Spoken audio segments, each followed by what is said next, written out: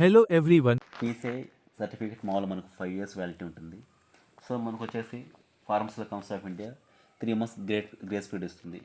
ఈ grace period లోపల మనం పీసీఐ సర్టిఫికేట్ రెన్యువల్ చేసుకుంటుంది. ఈ గ్రేస్ పీరియడ్లో మనం చేస్తే మనం ఎటువంటి ఫీజు చలానా సబ్మిషన్ అవసరం లేదు. మనం పీసీఐ సర్టిఫికేట్ రెన్యువల్ చేసుకోకపోతే మన డ్రగ్ లైసెన్స్ మన ఫార్మసీ సర్టిఫికేట్ ఇన్వాలిడ్ అవుతుంది. సో మనం వితిన్ 3 months లోపల పీసీఐ సర్టిఫికేట్ రెన్యువల్ చేసుకోవాల్సి ఉంటుంది. సో మనం ఈరోజు చేసి రెన్యువల్ ప్రాసెస్ కావాల్సిన డాక్యుమెంట్లు చూద్దాం. మనం ప్రీవియస్ అప్లై చేసినటువంటి ఈమెయిల్ ఐడి, ఫోన్ నంబరు మన దగ్గర కంపల్సరీ ఉండాలి. నెక్స్ట్ వచ్చేసి పీసీఐ సర్టిఫికేట్ ఉండాలి. ఆ PCI certificate back side, front side ఒక స్కాన్ అయితే చేసుకోవాల్సి ఉంటుంది. నెక్స్ట్ వచ్చేసి ఎస్ఎస్సి మార్క్ లిస్టు, తర్వాత ఇంటర్ మార్క్ లిస్టు, తర్వాత pharmacy graduation degrees, D pharm అయితే డి ఫామ్, ఎం ఫామ్ అయితే ఎం ఫామ్, బీ ఫామ్ అయితే బీ ఫామ్ సంబంధించిన ఒరిజినల్ డిగ్రీస్ ఉండాలి. నెక్స్ట్ వచ్చేసి మనం వచ్చేసి అఫిడవిట్ అన్ఎంప్లాయ్మెంట్ ఫార్మసిస్ట్ ఒక ఫామ్ అయితే తీసుకుంటుంది. ఇది మన పీసీఐ వెబ్సైట్లో ఇప్పుడు ఆంధ్రప్రదేశ్, తెలంగాణలో ఉన్న పీసీఐ వెబ్సైట్లోకి వెళ్ళేసి 3 డాక్యుమెంట్స్ మనం కంపల్సరీ డౌన్లోడ్ చేసుకోవాలి.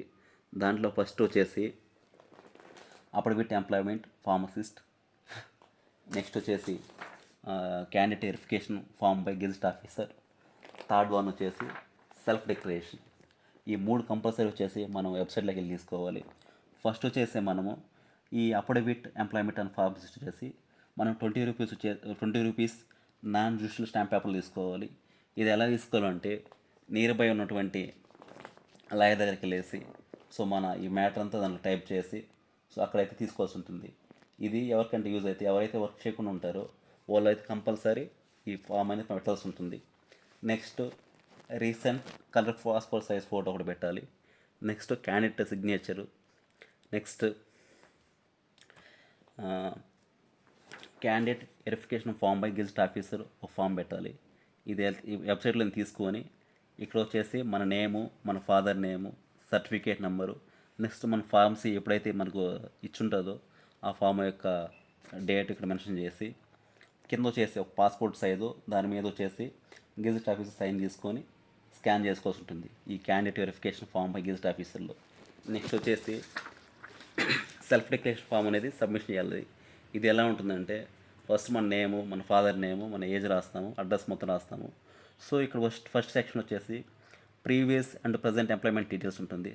సో మీరైతే ఎక్కడైనా వర్క్ చేస్తూ ఉంటే దాని యొక్క కంపెనీ కానీ ఆ ఫార్మసీ సంబంధించిన డెసిగ్నేషను, నెక్స్ట్ ఎప్పుడు స్టార్ట్ చేసి ఎప్పుడు ఉన్నారో మొత్తం డీటెయిల్స్ రాసి ఉంటుంది. నెక్స్ట్ సెకండ్ వన్ వచ్చేసి ఎవరైతే వర్క్ చేయకుండా ఉంటారో వాళ్ళు ఈ 20 రూపీస్ బాండ్ పేపర్ కూడా సరిపోతుంది. నెక్స్ట్ ప్రీవియస్ ప్రజెంట్ ఎంప్లాయీ ఏం అవసరం లేదు. Next if working in abroad India అని ఉంటే ఎవరన్నా అబ్రాడ్లో వర్క్ చేస్తుంటే దాని డీటెయిల్స్ రాయాలి. నెక్స్ట్ ఫోర్త్ వన్ వచ్చేసి ఇక్కడ previous and present study details రాయాలి. So B form complete M form ఏమైనా అప్డేట్ చేసుకోవాలంటే ఈ ఎంఫామ్ అప్డేట్ చేసి ఇక్కడ సిగ్నేచర్ క్యాండిడేట్ అప్లికేషన్లో సైన్ చేసి స్కాన్ చేసుకోవాలి. నెక్స్ట్ వచ్చేసి మన ఆధార్ కార్డు, అడ్రస్ ప్రూఫ్ ఉంటే సరిపోతుంది. సో ఇంతవరకు ఈ స్కాన్ చేసిన డాక్యుమెంట్లో రెడీగా ఉంచుకుంటే మనం నెక్స్ట్ ఫర్దర్ ప్రాసెస్కి వెళ్ళచ్చు. సో అది ఎలా చేయాలంటే ఫస్ట్ ముందు చెప్పిన డాక్యుమెంట్లన్నీ మనం రెడీ చేసుకుని స్కాన్ చేసి పెట్టుకోవాలి.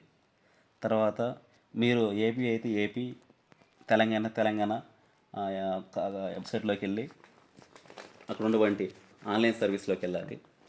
ఆన్లైన్ సర్వీస్కి వెళ్ళేసి అక్కడ వచ్చేసి రెన్యువల్ ప్రాసెస్కి వెళ్ళాలి.